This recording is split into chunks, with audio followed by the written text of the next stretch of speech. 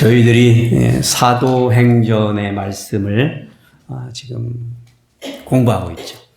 성령이 임하시면이라는 시리즈로 말씀을 지난주서부터 시작을 했습니다. 이번 주에도 성령이 임하시면이라는 시리즈로 말씀을 이어가려고 합니다.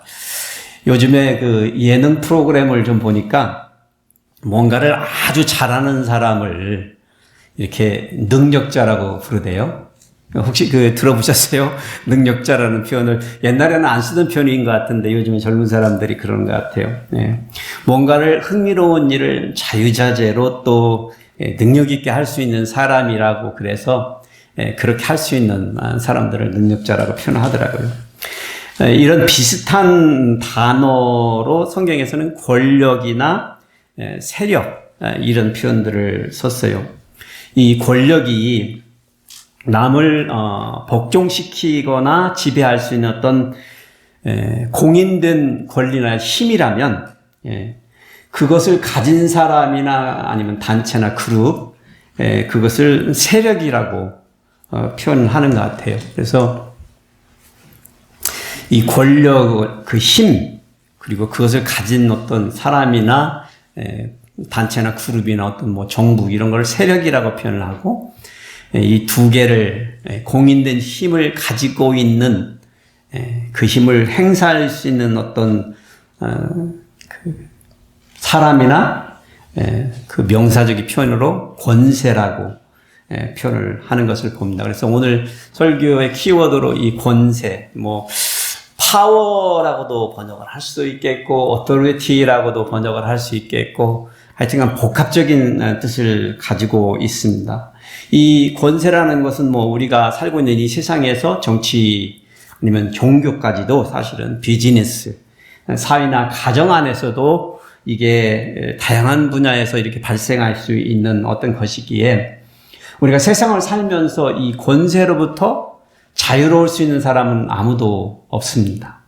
그냥 그 권세의 크고 작음의 차이점이지 누구나가 이 권세를 그 영향을 받거나 행하거나 하고 살고 있죠.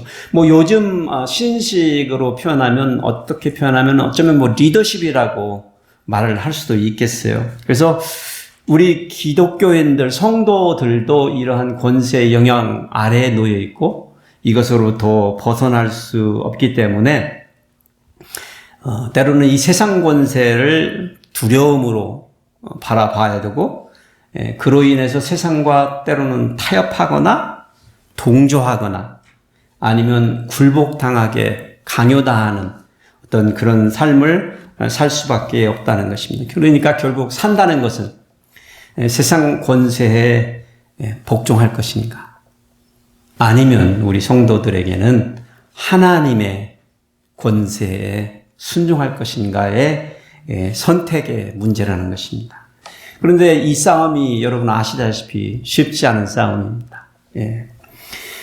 인간이 죄의 본성을 따르기 때문에 그렇습니다. 누구나가 다 죄의 본성을 따라서 살기 때문입니다. 보편적으로. 그래서 오늘 우리는 본문 말씀을 통해서 예수님을 따르던 제자들이 어떻게 세상 권세를 초월하여서 살 수 있었는지를 보려고 합니다.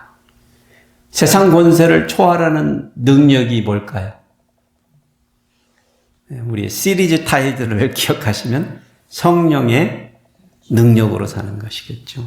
그래서 그것만 이해해 주시고 마음으로 받아들여 주시면 오늘 설교는 다 들으신 것입니다. 오늘 사도행전 4장에 있는 말씀을 가지고 저희들이 말씀을 나눌 텐데 1절에서 15절까지만 저희들이 교독하겠습니다. 나는 세상의 권세의 맛을 본 적이 있다. 과거에 옛날에 그랬던 분들이 많이 계시더라고요. 이민 사회에서 보면. 어쨌거나 그런 맛을 본 적이 있다. 쓴맛이든 단맛이든 그런 분들이 먼저 읽으시고 그 다음에 나머지 분들이 교독을 하시겠습니다. 시작. 사도들이 백성에게 말할 때 제사장들과 성전 맡은 자와 사두개인들이 이르러 예수 안에 죽은 자의 부활이 있다고 백성을 가르치고 전함을 싫어하여 그들을 잡음에 날이 이미 저물었으므로 이튿날까지 가두었으나 말씀을 들은 사람 중에 믿는 자가 많으니 남자의 수가 약 5천이나 되었더라. 이튿날 관리들과 장로들과 서기관들이 예루살렘에 모였는데 대제사장 안나스와 가야바와 요한과 알렉산더와 및 대제사장의 문중이 다 참여하여 사도들을 가운데 세우고 묻되 너희가 무슨 권세와 누구의 이름으로 이 일을 행하였느냐. 이에 베드로가 성령이 충만하여 이르되 백성의 관리들과 장로들아, 만일 병자에게 행한 착한 일에 대하여 이 사람이 어떻게 구원을 받았느냐고 오늘 우리에게 질문한다면 너희와 모든 이스라엘 백성들은 알라. 너희가 십자가에 못 박고 하나님이 죽은 자 가운데서 살리신 나사렛 예수 그리스도의 이름으로 이 사람이 건강하게 되어 너희 앞에 섰느니라. 이 예수는 너희 건축자들의 버린 돌로서 집 모퉁이의 머릿돌이 되었느니라. 다른 이로서는 구원을 받을 수 없나니 천하 사람 중에 구원을 받을 만한 다른 이름을 우리에게 주신 일이 없음이라 하였더라. 그들이 베드로와 요한이 담대하게 말함을 보고 그들을 본래 학문 없는 범인으로 알았다가 이상히 여기며 또 전에 예수와 함께 있던 줄도 알고 또 병나은 사람이 그들과 함께 서 있는 것을 보고 비난할 말이 없는지라. 다 같이 읽으시겠습니다. 명하여 공회에서 나가라 하고 서로 의논하여 이르되. 아멘. 저희는 지난주에 예루살렘 한 다락방에 임하신 성령님에 대해서 말씀을 나누기를 시작했습니다. 그날이 오순절 날이었습니다. 그래서 우리는 그 사건을 오순절 성령 강림의 날로 저희들이 기억을 하고 있어요. 주님께서는 그 자신의 제자들이 땅끝까지 나가야 할 이유를 세계 복음화의 사명을 주셨는데 그날의 천하 만민들을 땅끝에서 불러 모아서 인종과 국경을 초월해서 일하시는 성령님의 역사를 보여주셨습니다. 그래서 성령님이 임하시면 세계 복음화가 이루어지는 모습, 인종과 국경을 초월하여서 나타나시는 능력의 힘을 본 것입니다. 오늘 저희들은 이 제자들이 그 이후에 성령이 충만하여서 그들이 과연 그 성령의 능력으로 어떻게 무슨 일을 하면 살았는지를 보려고 한번 합니다. 저희들이 이 말씀을 보면서 제자들이 성령의 충만함을 입고 나타나는 그 현상이 뭐냐면 자발적으로 누가 시킨 게 아니죠. 자발적으로 예수 그리스도의 이름을 많은 사람들에게, 백성들에게 전했다라는 겁니다. 굉장히 심플하고 단순하게 요약됐죠. 누구에게 예수 그리스도의 이름을 전했다고요? 모든 사람들에게 우리가 평상시 날마다 만나고 스쳐가는 사람들을 사람들이죠. 오순절 성령 강림 사건을 체험하고 나서 예수님의 제자들이 한 것은 고로 예루살렘의 길거리로 나간 것입니다. 그 전까지만 해도 다락방에 숨어서 기도하고 있었지만 그래도 숨어서 두려움에 또 예수 그리스도의 약속하신 바를 기다리며 있었던 것이죠. 근데 이제는 더 이상 두려움 속에 숨어 있을 이유도 방 안에 남아 있을 이유도 없는 것이죠. 그래서 그들이 바깥으로 나가서 길거리에서 사람들을 만나고 있었던 것을 저희들이 상상해 볼 수 있습니다. 그래서 예수 그리스도의 이름이 필요한 세상으로 나아간 모습을 보여주고 있어요.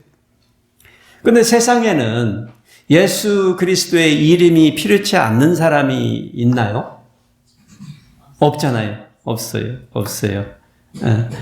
그러니까 내가 이 세상을 나가서 살 만한 이유는 우리 성도들에게는 늘 항상 존재하는 것이죠. 내가 왜 사는지 모르겠어라는 말을 아무리 연세가 드셔도 그런 말 하시면 안 되는 거죠. 뭐 기도하기 위해서 뭐 예배드리기 위해서보다도 더 중요한 게 있다면 숨쉬는 그날까지 나를 통해서 나를 스쳐가고 나를 만나는 그 사람이 예수 그리스도의 이름을 필요한 사람이라는 거예요. 그 이유 하나만으로도 내 수명이, 내 삶이 유지되는 것은 하나님의 은혜라는 거예요. 은혜라는 거예요. 나는 그럼 난 집 바깥도 못 나가 나는 이렇게 생각하면 그러면 내 주위에 있는 내 식구들, 내 가정들, 내 자식들, 내 가문의 식구들 그렇잖아요. 누구든지 각 가정마다 안 믿는 사람이 있고 우리가 해야 할 일이 있는 것이죠. 사도행전 3장에 보면은요, 베드로 사도와 요한 사도가 이제 그러한 사역의 현장으로 사람들이 있는 곳으로 나아가면서 만났던 사람의 한 이야기를 다루고 있습니다. 그 사람은 병든 사람이었습니다. 안진뱅이였습니다. 나중에 보니까 이 사람이 한 40년 동안 안진뱅이로 나면서부터 계속해서 안진뱅이의 삶을 산 사람이었습니다. 그가 성전 미문 앞에 구걸을 하고 있었다. 그게 그 사람의 직장입니다. 일터였습니다. 사람들이 뛰며다 그 자리에다 놓으면 거기서 구걸하면 그 돈을 받아서 자기가 다 먹고 쓰면 좋겠지만 그렇지 않겠죠? 조직이라는 게 있는데 나눠 먹겠죠? 뛰어다가 난 사람들하고 나눠 먹겠죠? 이런 삶을 살 수밖에 없는 이 사람이에요. 거기를 스쳐가는 베드로와 요한을 만난 거죠. 요한과 베드로에게도 갈 길이 있고 할 일이 있었겠지요. 만났을 때 그 사람이 구걸하니까 근데 그날 이 안진뱅이에게는 40평생 산 그 많은 날들이 있지만 그날은 특별한 날이었습니다. 그가 비록 돈을 구걸하기 위해서 그 자리에 앉았지만 그것을 가지고 있는 그것을 넉넉하게 줄 수 있는 사람이 온 게 아니고 그것이 없어서 줄 수 없는 사람이 그 곁을 스쳐갔습니다. 그러니까 달라고 그러니까 베드로가 뭐라고 그랬습니까? 나는 뭐가 없다고 그랬어요? 금과 은이 없다는 거죠. 은과 금이. 난 지금 뒤져보니까 단 1불도 없다. 요즘 말로 표현하면. 1불도 없다. 그런데 내가 줄 수 있는 게 있다. 무엇이었죠? 예수 그리스도의 이름. 베드로가 담대하게 그 예수 그리스도의 이름으로 일어서라라고 명하죠. 쉬운 일 아니죠. 쉬울까요? 쉬운 일 아니죠. 믿어서 그리고 정말 그 사람이 일어났으면 해서 선포하는 것이죠. 하나님께서 그 간구를 들어주신 거죠. 그래서 그가 그 자리에서 일어서서 걷게 된 사건이 벌어진 것입니다. 생각을 해보세요. 40평생을 못 걸었던 사람이 걷게 되는 사건이 그 성전 미문 앞에서 일어나니까 얼마나 센세이션이 벌어졌겠어요. 사람들이 그 기적을 보고 놀라워했다고 그랬습니다. 그런데 베드로가 그때 사람들을 말려요. 야, 나를 보지 마라. 내가 능력자가 아니다. 라고 말하면서 내가 나를 주목하지 말라고 그래요. 죽은 자 가운데서 예수를 살리신 것을 이게 하나님의 일이라고 그러면서 아브라함과 이삭과 야곱의 하나님께 영광을 돌리도록 합니다. 이게 요즘 유명한 사람들, 치유사역하는 사람들과 약간의 대조되는 부분입니다. 누가 영광을 받는지 분간이 안 되는 그런 사역들이 벌어지는데 베드로는 분명히 이건 하나님께서 하시는 겁니다. 그가 예수 그리스도의 이름을 믿고 믿은 까닭에 치유가 됐다라고 말하는 거예요. 베드로 사도는 그들에게 전에 선지자들을 통하여 누누하게 유대인들에게 이스라엘 백성들에게 하신 말씀, 그 메시아가 바로 나사렛 예수라는 것을 선포하고 사람들로 하여금 믿고 구원을 얻도록 복음을 전하는 것이었습니다. 그래서 그런 역사를 통해서 많은 사람들이 예수님을 믿고 구원을 받았다는 거예요. 그 사역의 현장에서 이 일로 인하여서 보니까 여기 본문에 보니까 남자들만 몇천 명이 믿었다고요? 5천 명이. 전에 사람들 3천이 오순절 강림 사건을 통해서 이제 베드로가 신유의 은사를 통해서 남자들만이면, 여기 남자들은 보편적으로 어른들을 지칭해요. 어른 남자들을. 예, 예. 그래서 전체적으로 보면 뭐 15,000명? 여자들까지 쭉 보면 그렇게, 뭐 일부러 왜 남자만 했는지 저도 잘 이해는 안 돼요. 누가, 저자가 왜 그렇게 했는지. 그렇지만, 예, 정말 이 복음을 들고 나가서 일할 수 있는 일꾼들의 모습으로 이렇게 묘사를 한 것 같아요. 제 느낌에는. 그러니 뭐 사람들 사이에서 이게 정말로 예수 그리스도의 이름이 산불처럼 번져 나갔던 것이죠. 예수의 성령의 운동을 그렇게 사람들이 이제 듣고, 소문을 듣고 보게 된 것입니다. 근데 이러한 일들이 벌어질 때 모든 사람이 다 기뻐한 건 아니에요. 오늘 보니까 세상 권세를 잡고 있는 사람들은 이러한 일을 싫어했다라는 거예요. 이게 오늘 본문의 뒷배경의 이야기입니다. 세상 권세를 잡고 있는 사람들은 근데 아이러니하게도요, 종교 지도자들이었습니다. 제사장들과 성전 맡은 자와 사두개인들이었어요. 특히 사두개인들은 부활을 믿지 않는 사람들이었죠. 그래서 그들은 세상과 결탁하여 이 권세를 잡고 있는 사람들입니다. 비록 종교인들이었지만 그들이 그들 입으로 하나님을 믿는다고 하고 있었던 사람들이지만 이 사람들이 바로 예수, 나사렛 예수를 십자가에 못 박았던 사람들이에요. 예수님이 죽으시고 부활하신 거는 겨우 며칠 걸렸죠? 3, 4일밖에 안 걸렸죠. 꼬박 3일 3밤이죠. 그리고 나서 부활하시고 나서 며칠을 지상에 계셨죠? 40일. 그러니까 길어봤자 40일에서 50일 그렇겠죠? 사실 오순절이니까 오순절은 6월절이 지나고 초실절 첫 주일 그 다음 날이니까 첫날, 그러니까 안식일 첫 주일 날이 초실절이니까 거기서부터 50일째 되는 날이 오순절이니까 며칠 후에요, 사실은.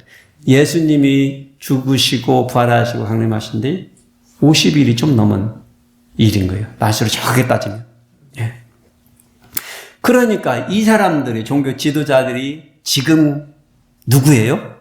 예수님을 십자가에 못 박았던 사람들인 거예요. 그러니까 제자들에게는 이 사람들이 누구예요? 자기의 스승을 십자가에 죽인, 그리고 자기들도 죽일 수 있는 세상의 권세를 쥐고 있는 사람들인 것이죠. 그런데 제자들은요, 나가서 예수 안에 죽은 자의 부활이 있다고 가르친 거예요, 백성들에게. 이게 성령의 능력이라는 거예요. 능력이라는 거예요. 여러분들, 사실 전도하는 게 굉장히 어렵게 느끼시는 분들이 많으시잖아요. 근데 또 해보면 전도처럼 쉬운 게 없어요. 근데 왜 쉬워지냐면 나를 믿는 게 아니고 내 안에 계신 성령님의 능력을 믿고 단순하게 나를 내려놓으면 쉬워진다는 거예요. 사람들이 내 실력과 내 믿음과 나를 자꾸 생각을 하면 어려워지는데 지금 누구의 능력으로 세상 사람들을 향하여 하나님의 말씀을 지금 전하고 있다고요? 성령님의 능력으로. 성령이 임하시니까 그럴 수 있는. 그러니까 어떤 면에서는 성령의 능력은 누구를 내려놓게 하세요? 나를 내려놓게. 그러니 뭐 예수가 부활했다는 소문을 내는 이 사람들, 권세 잡은 자들의 입장에서 싫어하는 거죠, 이 사람들. 그러니까 그들이 권세를 써서 베드로와 요한을 잡아 가둔 겁니다. 잡아서 가둔 거예요. 그날 저녁에 잡아서 그 다음 날까지 감옥에 있으면서 이제 그렇게 한 거예요. 사실 베드로와 요한이나 또 다른 제자들이 한 일이라고는 예수 그리스도의 이름을 전한 일인 것이죠. 예수님의 죽으심과 부활하심을 전한 것이죠. 근데 권세 잡은 자들에게는 그 일이 자기들의 권세를 위협하는 일이 되었기 때문에 그들을 잡아가던 것입니다. 그런데 이렇게 보면 제자들에게 예수님이 잡히셔서 십자가에 달릴 때의 상황과 그리고 지금 50일이 지난 그 후에 상황이 달라진 게 뭐가 있어요? 세상적으로 달라진 게 뭐가 있나요? 사실은 없어요. 어쩌면 세상적으로는 더욱더 심각해져 있는 상황일 수도 있어요. 왜냐하면 세상적으로 소문은요, 예수님 기적을 베풀고 이적을 베풀고 표적을 베푸시던 예수님조차도 사실은 권세 잡은 자들에게 잡혀서 죽임을 당했다. 그렇게 능력 있은 자기 입으로 하나님의 아들이라고 선포하시던 그분이 그렇게 그냥 힘없이 죽으셨다라고 세상 사람들은 소문으로 그렇게 알고 포기하고 있었을 것입니다. 그러니까 상황적으로는 어쩌면 더욱더 어려운 상황이었습니다. 그런데 제자들에게는 변화가 일어났죠. 왜 변화가 일어났다고요? 성령의 임하심을 통해서. 제자들은 여전히 세상 사람들의 눈으로 보면 어디 것들이에요? 갈릴리? 갈릴리 촌것들이에요. 네. 그렇지만 성령이 임하심으로 인하여 그들이 나아가서 하나님의 약속을 믿고 담대해져서 말씀에 순종했던 것입니다. 제자들은 예루살렘이나 그 땅끝 가는 것을 주저하지 않고 예수 그리스도의 이름을 전했던 것입니다. 그러할 때에 가시적으로 드러나는 은사의 열매들이 맺혀진 겁니다. 치유의 역사가 일어난 것이죠.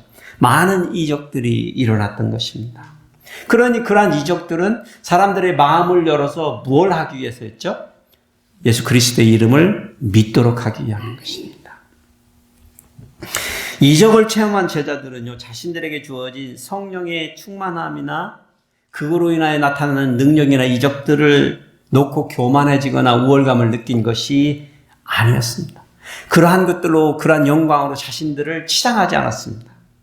그들은 성령께서 충만해진 상태로 다락방에 숨어서 기도에만 전념하지도 않았고 예배로 모이는 은혜의 시간에만 안주하지 않았습니다. 그들은 자신에게 주어진 성령의 오심의 목적을 기억하고 어디로 나갔다고요? 미션 필드로 나갔다고요. 길거리로요. 미션 필드는 어디라고 제가 말씀드렸죠?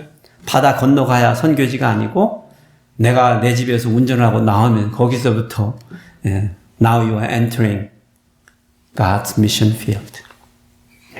그렇게 제자들은 길거리로 나갔습니다. 우리 현대 성도들에게 미션 필드가 어디라고요? 내 집주위라고요. 내 집주위. 그곳이 바로 세상입니다. 세상 사람들이 있는 곳입니다. 우리의 손에 비록 세상 사람들이 권세라고 생각하는 금과 은은 없어도 세상이 우리를 우러러보고 야, 저 사람처럼 대하자는 그런 사람은 아니더라도 세상에서 능력을 발휘하는 그런 사람이 아니 되었다 하더라도 우리에게는 세상의 것들과 바꿀 수 없는, 견줄 수 없는 무엇이 있다고요? 나사렛 예수 그리스도의 이름이 있다고요. 이것이 위대하신 성령님께서 우리들에게 해주신 거예요. 그러니 제자들이 그렇게 그 성령님의 능력을 믿고 안주하지 아니하고 세상의 땅끝을 향하여 나갈 수 있는 예루살렘과 유다와 사마리아의 땅끝까지 나아가는 삶을 살아가기 시작한 것입니다. 저와 여러분들도 똑같습니다.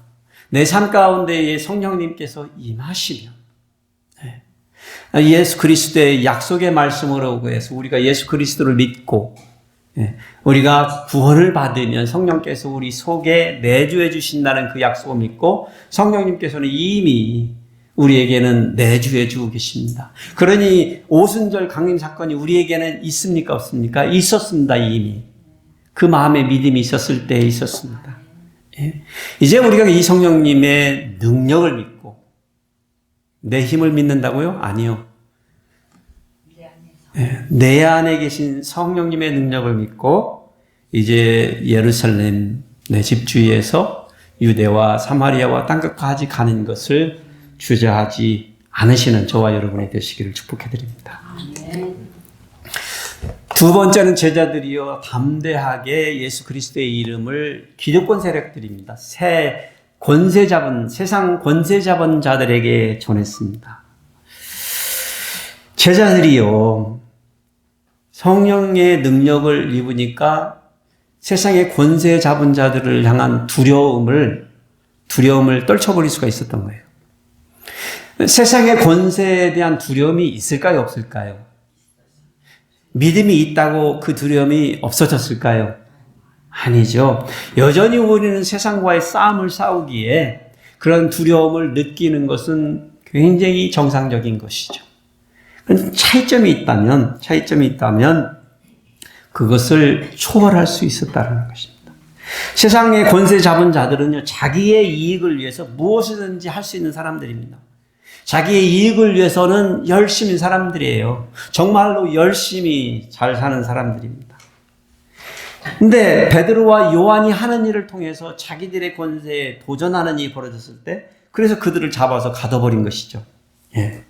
기득권 세력에 도전하는 사람들은요, 예.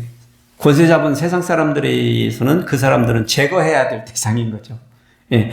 권력 다툼에 있어서 항상 누군가가 권력을 잡으면 제거하는 일이 그 다음 단계로 벌어지는 일이 세상 일입니다. 뭐 정치에서도 마찬가지고 모든 일이 그렇습니다. 예. 그런데 여기에서 보니까 관리들, 장로들, 서기관들이요, 예루살렘에서 공회를 연대해요.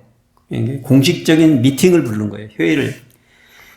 그때 그 자리에요, 대제사장 안나스, 가야바, 요한, 알렉산더 및 대제사장의 문중 사람, 모든 사람들이 다 모였다는 거예요. 예.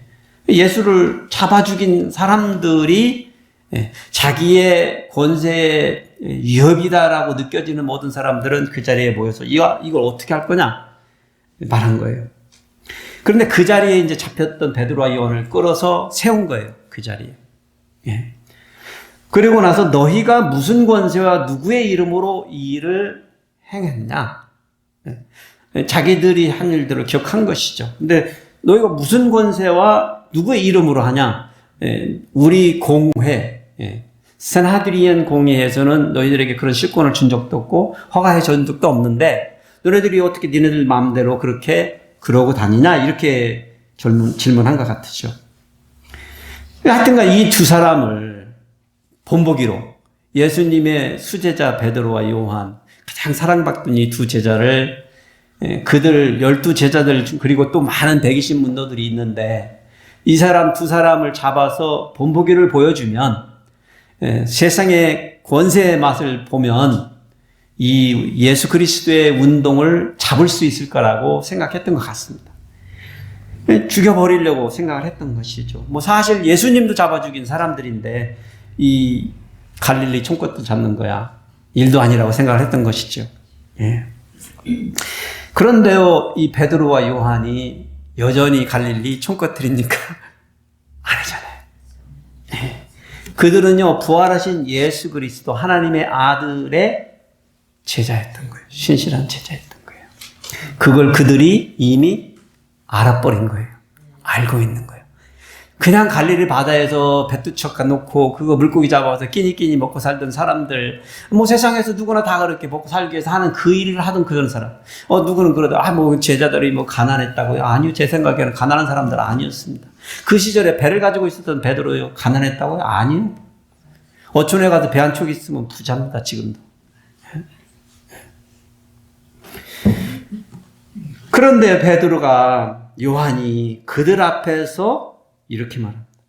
너희가 십자가에 못 박고 하나님이 죽은 자 가운데서 살리신 나사렛 예수 그리스도의 이름으로 이 사람이 건강하게 되어 너희 앞에 있다. 그럼 지금 이 사람 앞에, 이 공회 앞에 또 누가 와 있어요? 안진뱅이였다가 40년 동안 안진뱅이 있다가 치유받은 사람이 증인으로 참석하고 있는 거예요. 예. 너네들도 알지 않느냐? 이 사람이 누군지. 알겠죠. 성전 미문 앞에 40년 동안 있지는 않았겠지만 그래도 하여튼간 평생을 그러고 있었던 사람인 것 같은데 모를 리가 없죠. 그런데 이 말투를 보면 베드로와 요한의 말투가 세상의 권세 잡은 사람을 두려워하고 있나요? 아니죠.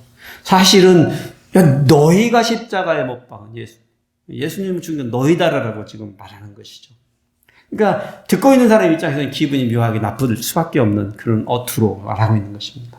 그런데 하나님이 죽은 자 가운데서 살리신 나사렛 예수라고 일부러 그곳에서 뭐가 나냐.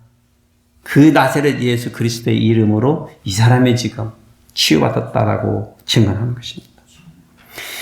권세 잡은 자들은요, 베드로 요한을 신문해가지고 재판한다고 지금 재판을 연 건데, 그런데 하나님의 뜻은 달랐던 것 같습니다. 이 재판장에 지금 무슨 일이 벌어지고 있어요? 이 재판장에서요. 지금 재판이 벌어지고 있나요? 아니요. 공개적으로 이스라엘의 사내들인의 대법관들이 앉아있는, 지금 오늘날로 말하면 그곳에서 하나님의 언약의 말씀에 성취하신 예수 그리스도의 이름이 어떻게 되고 있다고요? 선포되고 있는 것입니다. 선포되고 있는 것입니다. 그런데 재밌는 거는 그 선포되는 그 전도를 막을 사람이 없다는 거예요. 그렇잖아요. 길 가다가 누구를 붙잡고 전도를 하려면 사람이 나 바빠 그냥 갈래 하고 가버리면 전도를 못하는 거 아니에요. 그런 사람들 많잖아요. 나 바빠서 가야 된다고. 아니면 또 뭐 기분 나빠요. 뭐 나 듣기 싫어. 그런 거 뭐 나 종교 없어. 그거 가버리면 하다가도 그냥 닥쳤던 개처럼 느낌이 쫙 그렇잖아요. 당해보신 분 알아요. 그렇게 거절당하는 느낌으로 그럴 수 있는데 지금 이 공회의 회의실에서는 어느 누구도 베드로가 요한이 증언하는 것을 멈출 수 있는 사람이 없는 거예요. 그러니까 이게 무슨 장소예요, 지금? 전도가 아니라 예수 그리스도의 이름이 선포되고 있는 거죠. 싫다고 그 자리를 박차고 나갈 수 있는 그런 자리가 아닌 거예요, 모든 사람이. 그러니까 제가 영어로는 captivated audience. 예. 근데 이제 그 감옥 선교를 하시는 분들의 이 간증들을 좀 들어보면 그런 게 있대요. 감옥이 그렇게 좋은 게 그 감옥에 갇혀 있는 사람들이 나갈 데가 없는 거예요. 예. 그 갇혀 있으니까. 들을 수밖에 없는 거예요. 물론 상황도 어렵고. 사실 홈레스 사역도 해보면, 전에 제가 시리팀 홈레스 사역을 몇 년을 한 적이 있는데, 거기도 식당으로 사람들이 밥을 먹으러 들어오려면, 이렇게 거쳐 들어가야 돼, 예배실을. 그 예배실에 쭉 앉아가지고 예배를 드리고, 그 다음에 부엌에 있는 식당으로 연결해가서 밥을 주는 그런 시스템들을 만들어 놨는데, 사실 그게 싫어서 또 안 오는 홈레스도 있어요. 어쨌거나 이날, 거기에 재판관으로 자기 스스로가 재판관이라고 생각하고 와서 앉아있는 그 사람들은요, 자기들이 베드로와 요한의 전도를 있는 그대로 다 들을 수밖에 없는 상황이 되었다는 것이죠. 베드로 사도가 그들을 두려워하지 않는 거예요. 전과 같이 두려워하는 게 아니에요. 갈릴리 촌놈이 아니라니까요. 예전에 하나님의 아들 예수 그리스도, 그분을 믿는 제자이기 때문에 신분이 달라져 있어요. 그가 그들에게 위쳐 이렇게 말하는 거예요. 베드로 사도가 시편 118편 22절을 인용하면서 이런 말씀을 전합니다. 제가 아주 좋아하는 구절이에요. 다른 이로서는 구원을 받을 수 없나니 천하 사람 중에 구원을 받을 만한 다른 이름을 우리에게 주신 일이 없다. 그 사람들, 종교심이 있고 세력가들, 그 종교인들 앞에서 너희들이 메시아 예수 그리스도, 나사렛 예수가 메시아라는 걸 믿지 않는데, 사실은 예수 그리스도 그 이름 외에는 우리를 구원할 수 있는 어떤 이름도 이 세상에 주신 적이 없다. 이미 메시아에 대한 언약이 성취되었음을 그들에게 선포한 것입니다. 그러니까 이 베드로가 이렇게 요한이 이런 말을 할 때 사람들이요, 여기 저자 누가는 이렇게 얘기해 깜짝 놀랐다는 거예요. 그들이 두려움이 없는 것도 없는 거지만 그들이 말하는 투가 얼마나 멋있어요. 다른 이로서는 구원을 받을 수 없나니 천하 사람 중에 구원을 받을 만한 다른 이름을 우리에게 주신 일이 없다. 굉장히 간단하잖아요, 사실은. 근데 여러분이 이런 문장을 만든다고 생각해 보세요. 이게 갈릴리 촌 사람들이 할 수 있는 말이 아니란 거예요. 이렇게 간단명료하게 예수 그리스도 이름 외에는 우리 인간을 구원할 수 있는 길이 없다라는 말을 지금 말할 때 이 사람들은요, 깜짝 놀란 거예요. 그 권세에 깜짝 놀란 거예요. 우리가 권세 잡은 자들인데, 자기들이 지금 상석에 앉아서 지금 이 사람들의 증언을 제대로 재판하게 앉았는데 도리어 베드로와 요한이 자기들 앞에 떳떳하게 서가지고 권세 있게 조리 있게 담대하게 이 말씀을 선포했던 것입니다. 이게 누구의 능력이에요? 성령님의 능력이에요. 성령이 임하시면 세상의 것들을 염려하지 않고 두려워하지 않는 모습. 그들은 그냥 이 베드로와 요한은 갈릴리 총것들로만 생각해요. 그냥 물고기 잡던 애들. 어떻게 해서 예수님 따라다니다가 그렇게 좀 빛을 보고 그랬는데 이제는 예수님도 죽고 자기도 생각해. 그러니 평범한 사람으로 알았는데 아닌 거죠. 이 세상 모든 사람들 이름 중에 누구의 이름만이 사람을 구원할 수 있다는 거예요. 예수 그리스도. 예. 다른 이름이 없다는 거예요. 이러니 그들이 어떤 걸 느낀 거예요? 도리어 제자들에게 경외감을 느낀 거면서 두려움을 느낀 거죠. 예. 뭐 제자들이 성령님이 충만해서 죽음을 불사하고 그렇게 자기들을 두려워하지 않고 이렇게 복음을 전하는 사람이 되었을 때, 예. 사실은 뭐 베드로 요한 같은 사람이 감옥에 갇혀가지고 사실 감옥에 갇히면 망한 인생을 살 수밖에 없는 상황이잖아요. 잡히면 그런 거잖아요. 세상의 권세 앞에 한번 가둬놓으면 그럴 수 있는 상황이지만 그들을 신문하는 사람들 세상 권세자 앞에서 나사렛 예수 그리스도의 이름을 선포했었을 때 도리어 세상 권세를 잡고 있는 사람들이 두려움을 느꼈다는 거예요. 예. 무슨 두려움이었을까요? 야, 이 사람들이 증인까지 데려와서 예수 그리스도의 이름으로 치유의 역사가 일어나는 것을 설명하고 말할 때 지금 세상 바깥에서 이걸 다 봤던 사람들이 그리고 예수 그리스도의 이름을 믿는 사람들이 이제는 남자만 5,000명이나 되는 그러한 뭐라고 할까요? 능력이죠. 성령의 능력을 이 사람들이 어떻게 됐다고요? 감지했다는 거예요.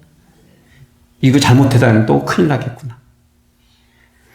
그래서 그들을 어떻게 했어요? 석방해 준 거죠. 풀어줄 수밖에 없었던 거예요. 사람들을 잡아가지고 가두는 이 세상의 환난과 박해와 이 핍박은요, 예수 그리스도의 이름을 전하는 세상 끝까지, 마지막 날까지 있을 것입니다. 네. 그리고 어떤 면에서는 세상의 박해와 환난이 있는 이 시대가 예수 그리스도의 이름을 전할 수 있는 도리어 우리 성도들에게는 은혜의 시간입니다. 예수님이 오시고 나면 더 이상 전도할 기회가 없어요. 선교할 기회가 없어요. 끝나는 겁니다. 그래서 그때까지 주님이 오실 때까지가 비록 박해와 환난을 감당해야 하지만 우리 성도들에게는 누군가의 생명을 살릴 수 있는 은혜의 기간이에요. 예. 그래서 우리는 우리들 앞에 닥쳐오는 환난을 아이고 힘들어로만 바라볼 게 아니라 우리를 생각하시고 돌봐주시는 하나님이 우리를 사랑하심을 바라봐.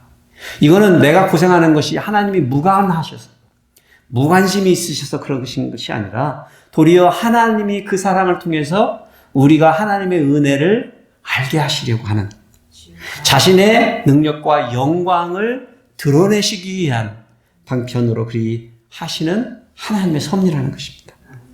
그러니까 우리가 살면서 어떤 이유로든지 지금 힘들거나 세상의 염려와 어떤 걱정거리와 싸우고 계신 여러분들이 계시다면 종이 한 장 차이예요. 뒤집어서 생각하시면 돼요. 네. 이것을 환난으로 끝낼 것인가? 이것을 은혜로 받아들일 것인가? 예.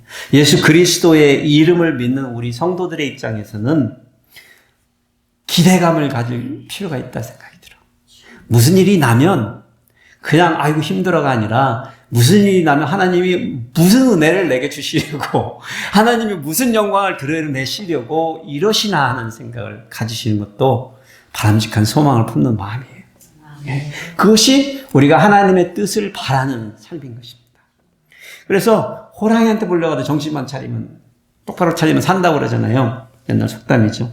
어떤 불가능 속에서 우리 하나님께서 우리를 구원하시고 그러니까 우리는 누누하게 기적을 어떤 뭐 엄청난 기적을, 이적을 보여주면 믿으리라고 생각하는데, 사실 우리는요, 누구나가 이 자리에 앉아있는 여러분 누구나는 사실은 크고 작은 기적을 이미 우리 삶 가운데서 통해서 살고 있어요.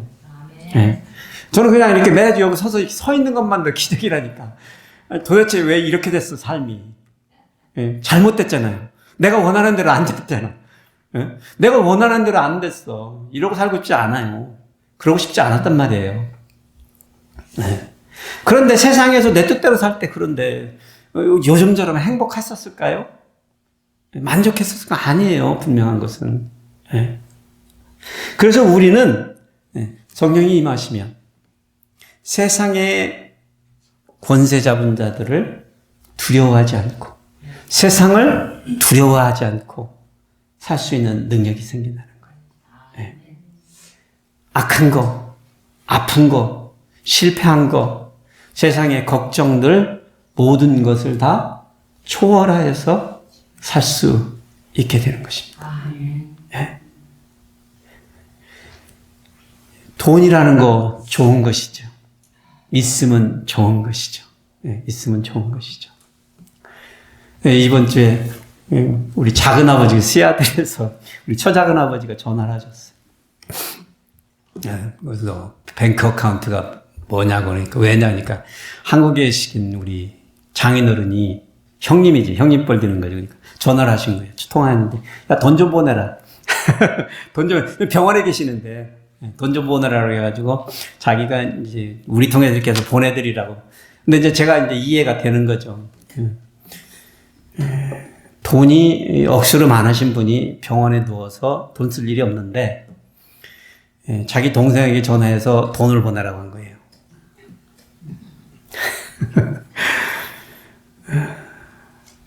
하여튼 돈은 왔다 갔다 했어요. 제가 받아서 또 한국에 얘기해서 야 받았다. 돈 200불 갖다 드려라. 예. 이게 돈이 문제가 아니잖아요, 지금. 그렇죠? 그렇다니까. 마지막은 그런 거예요. 우리가 두려워하고 어렵게 생각하는 그 세상의 권세, 세상은요, 그것이 있으면 다 그 힘을 주리라 생각하는데 아무것도 아니라니까. 아무것도 아니라니까. 예. 그래서 우리 성도들은 어려운 이 세상의 상황을 성령의 능력으로 초월하셔야 돼요. 예. 거기에 묶여서 그것들 따라다니면 안 돼요. 초월하셔야 돼요. 연연하지 마셔야 돼요. 예. 그럴 수 있을 때 우리가 예수 그리스도의 이름을 붙들고 세상을 향하여 선포하는 담대함이 있는 거예요. 그렇지 못하면 누군가는 나를 보고 너 그런 놈 아니야. 그런 사람 아니야. 그렇게 평가한다니까요. 그러니까 세상의 잣대로 우리를 평가하면 우리는 주눅이 들 수밖에 없잖아요. 예? 대물같이 큰 뭐 그런 집에 산다고 치면 뭐 5,000평 되는 집에 사는 사람이 뭐 3,000평 집에 가서 뭐 만족해 하겠어요? 이것도 작은 집이지. 예. 그러더라고요. 중국에 가보니까 중국에 있는 그 사람들 그 뭐라 그래요? 그 큰 궁굴 있잖아요. 한국에 이제 궁굴터에 와서 보니까 이건 우리 변속감만 하고만. 그 얘기를 중국 가기 전에 들었거든요. 근데 진짜 가보니까 진짜 그렇더만요. 중국 사람들이 보기에는 한국은 아무리 잘 나간다고 쳐도 자기들 화장실만한 궁굴터에서 그렇게도 자기들끼리 뻗댕기고 있는 거예요. 예.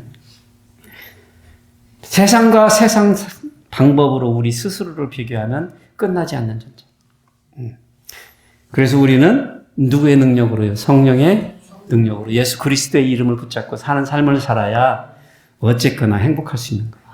예. 어쨌거나 내 스스로에 만족하고 감사할 수 있는 것입니다. 그런 삶을 살아가시는 여러분 되시길 축복해드립니다. 세 번째로요. 그러니까 이 세력 잡은 사람들이요. 세상에 권세 잡은 자들이 하여튼간 변한 걸 느꼈잖아요. 제자들이. 그래서 하여튼간 이 사람들을 이제 풀어준 거예요. 뭐 고소할 말을 못 찾은 거죠. 증거를 제시하는데. 이 예수 그리스도의 이름으로 고쳤다고 그러는데 뭐라고 그래요? 예. 예. 그래서 결국에는 여기 16절에 보면 이 사람들을 어떻게 할까? 그들로 말미암아 유명한 표적이 나타나는 것이 예루살렘에 사는 모든 사람에게 알려졌으니 우리도 부인할 수 없는지라. 이것이 민간에게 더 퍼지지 못하게 그들을 위협하여 이후에는 이 이름으로 아무에게도 말하지 말게 하자. 협박해서 쫓아내버리자. 이렇게 얘기하는 거예요. 그래서 더 이상은 예수의 이름으로 하지 말라고 하면서 뭐 세상의 방법이죠. 예, 자기들이 그냥 위협하는 만큼 해서 보내자 해서 그렇게 한 거예요. 도무지 예수의 이름으로 말하지도 말고 가르치지 말라고 하고. 예. 근데 사실 뭐 그게 씨알도 안 먹히는 소리죠. 베드로와 요한에게는. 그런데요, 베드로와 요한이 풀려나기 위해서는 그런 때 어떻게 말을 해야 돼요? 알았습니다. 그러고 살겠습니다. 그러면 그냥 쉽게 풀려났을 거 아니에요. 근데 뭐라고 그래요? 19절 보니까, 야, 하나님 앞에서 너희 말을 듣는 것이 하나님의 말씀을 듣는 것보다 옳은가? 너는 스스로 판단해봐라.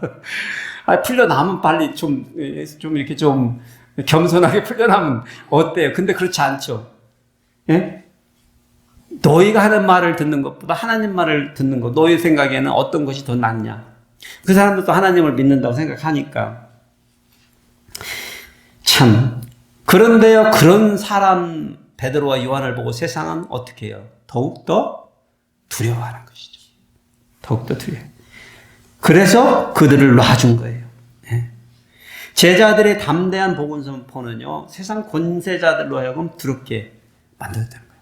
제가 한국 그 정치인들을 보면서 이렇게 몇몇 대통령들을 보면서 그 한국의 샤머니즘에 빠지는 대통령들이 어떤 그런 현상들이 있는 걸 보고 좀 신기하다는 생각을 좀 했었어요.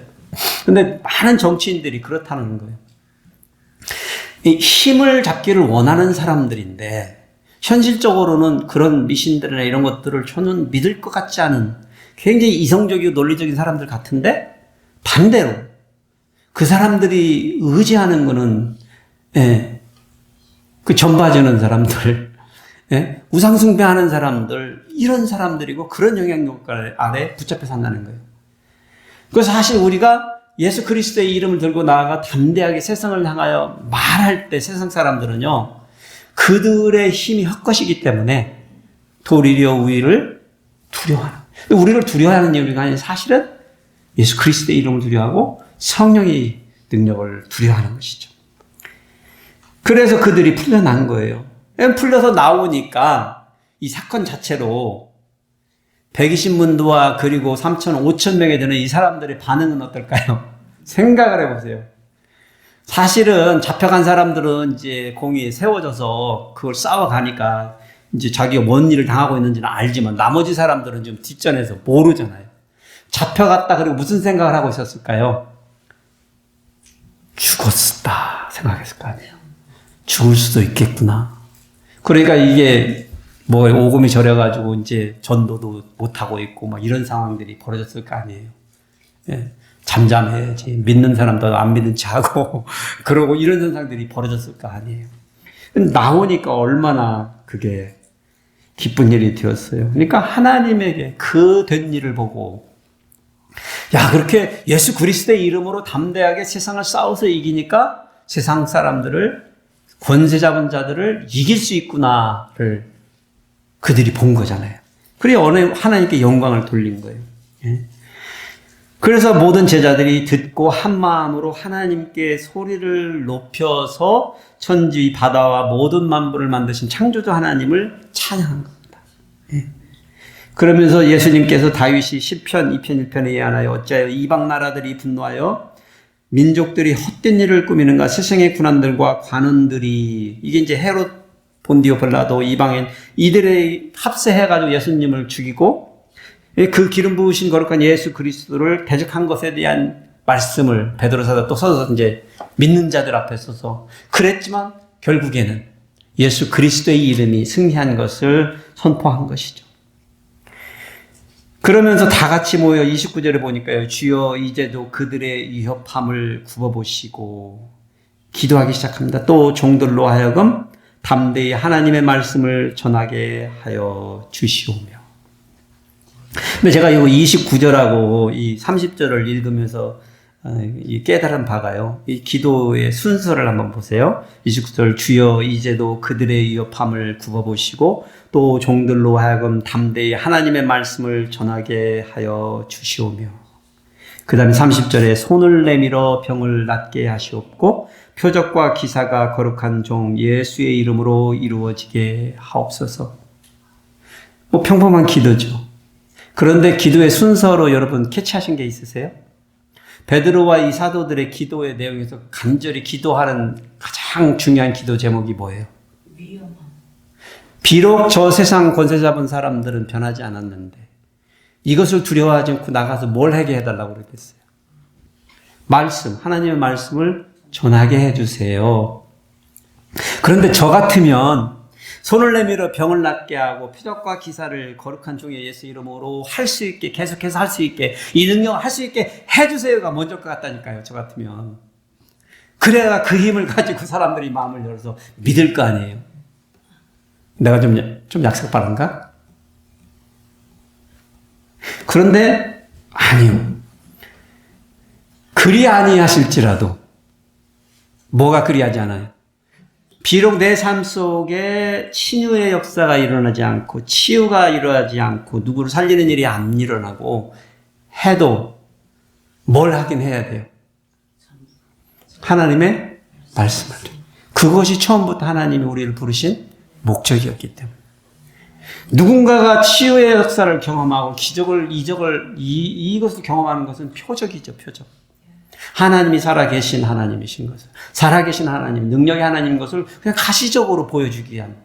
예. 근데 비록 그러한 일들이 우리의 삶 가운데서 많이 일어나도 우리가 해야 할 일은 여전하다는 거예요. 그게 뭐예요? 세상을 두려워하지 않고 담대히 하나님의 말씀을 전하는, 예수 그리스도의 이름을 전하는 거예요. 예. 우리가 구하는 것이 이게 신유의 역사를 따라다니시는 분들을 보면 그것이 마치 모든 것이냐 여기는 게 안타까워요. 예, 필요하다고 봐요. 그리고 하나님께서는 또 역사해 주시고. 예. 그런데 그 모든 것은 그래도 다 일시적이라는 거예요. 제가 우리 목장지기들에 얘기했는데요. 나사로 아시죠? 나사로. 마르다와 막달라 마르다와 이 두 자매의 동생. 예수님이 살려주셨는데 몇 년 살다가 죽었을까요? 예? 좀 살다 죽었어요. 하고 싶은 말은 뭐냐면 죽었다는 얘기 하고 싶었어. 살려주셨어도 죽었다고. 예. 치유도 마찬가지예요. 어떤 의미에서는. 그렇잖아요. 하나님이 정하신 삶이 있고 우리가 겪는 모든 것이 어떤 의미에서는 기적과 이적으로 나타난 것들은 그저 템포러리예요. 템포러리. 그래서 예수 그리스도의 이름으로 약속으로 성취되어지는 이 모든 일, 구원받는 일이, 영원히 사는 일이 그래서 소중하다는 거예요. 그래서 소중해. 그래서 그리 아니하실지라도 it's okay. 어차피 도착할 종착역이에요. 그런데 그 종착역이 영원히 살 수 있는, 예? 다음 정거장으로 가는 그 정거장이나 아니면 저쪽 다른 지방으로 가는 정거장인가는 내 믿음에 달려있는 거죠. 그래서 그게 중요해요. 네.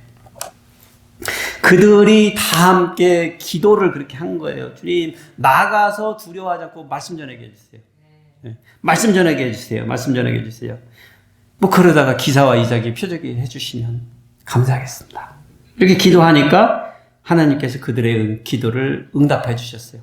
내가 너희와 함께 하마라는 징조를 보여주신 것이죠. 그들이 모였던 곳이 진동했다고 표현했어요. 이게 뭐 지진인지 뭔지 그냥 바람이 세게 불어서인지 모르겠어요. 진동했다. 적어도 거기에 있었던 사람들은 그것을 하나님의 응답하심으로 보고 성령의 충만하심을 받는 역사가 벌어졌습니다. 성령의 충만함을 받으니까 재밌죠. 31절로 보니까 충만함을 받았다고 그래놓고 나서 곧바로 저자가 쓴 말이 있어요. 31절이에요. 다 성령이 충만하여 뭘 했다고요? 담대히 하나님의 말씀을 전하니라. 어디에 신유의 지표를 열어가지고 더 많은 사람들로 하여금 기적을 보기 위해서 믿게 하자 그런 말이 나왔어요. 물론 중요하지만 하나님의 말씀을 전하더라. 하나님의 말씀을 받은 사람들이 나가서 각개전투로 전했더라. 누군가 신유의 은사를 받은 한 사람, 뭐 여러분 기도하셔서 또 그런 신유의 은사를 좀 받게 좀 기도 좀 해주세요.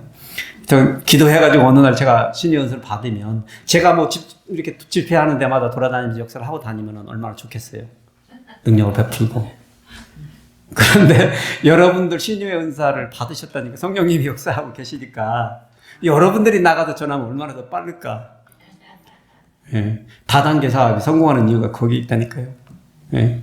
능력 있는 한 사람, 제가 비행기 타고 돌아다녔죠. 몇 군데를 돌아다니겠어요. 여러분들이 그냥 다 나서 두세 명만 하면 몇백 명은 그냥 좋게 금방. 예. 그렇다니까요. 다단계. 예수님은 그 방법을 선호하세요. 전도의 방법에 있어서. 예. 오늘 우리는 제자들이 예수 그리스도의 이름을 찬양하고 기도하고 그렇게 힘쓸 때 성령의 충만함이 나타났는데 우리가 눈여겨봐야 할 것은 그것은 하나님의 말씀이 더욱더 세상을 향하여 나가는 역사가 성령의 능력이라 표현하고 있다는 거예요. 그 세상에 성령의 능력이 임하시면 나타나는 현상은요, 세상 권세를 두려워하지 않고 예수 그리스도의 이름을 전하는 일입니다. 만민에게 유일한 소망 되신 예수 그리스도의 이름이요. 왜냐하면 이 이름밖에는 구원할 수 있는 게 없어요. 이걸 전달하는 거죠. 전달하는 거죠. 영원한 하나님의 영광을 드러내는 것이. 그래서 제가 그래서 우리는 퀵 서비스맨이에요. 퀵 서비스 우먼이에요. 딜리버리맨 앤 우먼이에요. 딜리버리맨 앤 우먼. 여러분이 난 무슨 내 직업이 뭔지 모르신다 그러면 딜리버리맨이나 딜리버리 우먼이라 생각하세요. 뭘 전달하는 사람이라고요? 예수 그리스도의 이름을 시급을 다투는 사람들에게 전하는 그러한 소명이 우리에게 주어졌다는 것이죠. 그래서 우리는 예수님의 그 사랑과 성령 하나님의 인도하심으로 그리스도인이 되었기 때문에 그 사랑을 다른 사람들에게 전할, 세상의 백성들에게, 만민들에게 전할 그런 의무가 있고 또 이것은 특권이면서 권리입니다. 그것뿐만 아니죠. 이제 오늘 보니까 세상 권세를 잡은 자들을 우리가 빼놓을 수는 없는 거예요. 사실은 이 인디언 부족들을 이렇게 전도하고 선교하는 전략에 있어서 각계전투로 그 밑에 있는 사람들을 전도하는 것도 쉽지만 여러분들 그 선교사님들 그 간증하시는 거 들어보면 추장 하나를 전도해서 그 온 부족이 다 믿게 되는 그런 역사의 간증들을 들어보신 적이 있어요. 그래서 사실 세상 권세 잡은 자들을 무시할 수 없어요. 네. 그 권세 자리에 있게 하신 분도 하나님이시잖아요. 네. 제가 한국 가서 우리 여러분들 남침례교회 교단을 한국에 가면 미국에서는 제일 큰 교단인데 한국에 가면 4번째인가 5번째가 이래요. 별로 힘이 없어요. 장로교, 감리교 뭐 이런 교회들이 천주교 힘들이 있었지만 침례교 그러면은 뭐 이단들이 하도 많고 그리고 사람들이 별로 안 알아줘요. 근데 왜 그러는가를 제가 이제 공부를 해보다 보니까 뭔 일이 벌어졌냐면 이 초창기 선교사님들이 아펜젤러나 이 언더우드 이 선교사님들이 와가지고 어디에다가 그 처음으로 교회 터를 잡은 줄 아세요? 궁굴 옆에 그 정동 땅에 가시면 한국의 최초의 감리교회, 우리 정동교회, 우리 장로님 다니시는 교회인데 거기가 있더라고요. 근데 그 옆에 장로교회에서는 서울 정동 장로교회를 세웠어요. 근데 그 이름이 바뀌어서 지금은 서문안교회예요. 감로교회하고 장로교회는 궁굴터 그 덕수궁 돌담길 그 바깥에다가 교회를 세운 거예요. 바로. 근데 침례교 선교를 하셨던 선교사님은 이 사람들 말고 시골로 가죠. 시골로 내려가신 거예요. 시골로. 그래가지고 교세가 달라진 거예요. 그 뜻이 있어요. 사실은 뭐 시골에서도 다시 가셔서 선교를 해야 되지만 영향력에 있어서는 선교 전략은 2가지 양면성을 보게 됩니다. 그래서 여러분들이 모시는 상사님들이나 여러분들의 권세를 이게 행사하는 사람들을 그래서 그런 면에 있어서 존경심을 가지고 우리는 또 바라봐야 돼요. 그 사람이 변했을 때 한 사람, 나 같은 사람 변하는 것보다 더 영향력이 있는 그런 존재들이라는 것을 생각하시면서 그래서 세상 권세를 초월하는 능력을 생각하실 때 두려워하지 말고 두려워할 이유가 없는 거죠. 우리가 가진 예수 그리스도의 능력이 세상 권세보다 더 크고 위대하기 때문에. 그렇지만 그런 분들을 무시하면 안 되는 거예요. 존경심으로 그들에게 다가갈 수 있는 저와 여러분이 되어서 우리에게 이 마지막 시대에 예수 그리스도를 전할 수 있는 그 복음으로 이 세상 천하 만민들이 구원받는 일에 쓰임을 받을 수 있는 저와 여러분이 되시기를 축복해 드립니다. 기도하시겠습니다.